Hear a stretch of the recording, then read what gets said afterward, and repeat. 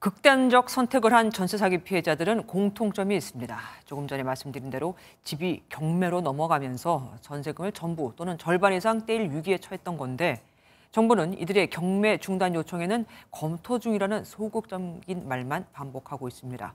얼마나 더 이런 일이 발생해야 하는 걸까요? 배진우 기자가 취재했습니다. 극단적인 선택을 한 전세 사기 피해자 3명은 경매로 집이 넘어가 전세금을 돌려받지 못하고 쫓겨나는 상황에 몰려 있었습니다. 보증금이 소액인 임차인은 집이 경매로 넘어가도 일부를 무조건 돌려받을 수 있지만 그 금액이 3분의 1밖에 되지 않습니다.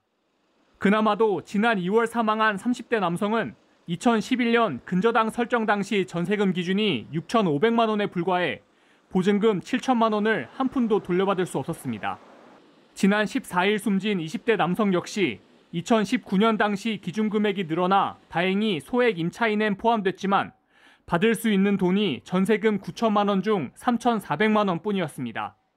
매매가와 전세가가 동반 급락해 전세금을 절반도 돌려받지 못하고 쫓겨날 상황이다 보니 피해자들은 줄곧 경매 중단을 호소해 왔습니다. 윤석열 대통령님, 당장 경매, 공매 중지시켜 주십시오. 어제도 그제도 계속적인 매각으로 쫓겨나는 피해자들이 늘고 있습니다. 얼마나 더 죽어야 할까요? 언제까지 방관하실 겁니까? 하지만 정부는 경매 중단과 피해 주택 매입에 대해선 채권자의 권리 침해와 형평성 문제를 들며 난색을 표하고 있습니다.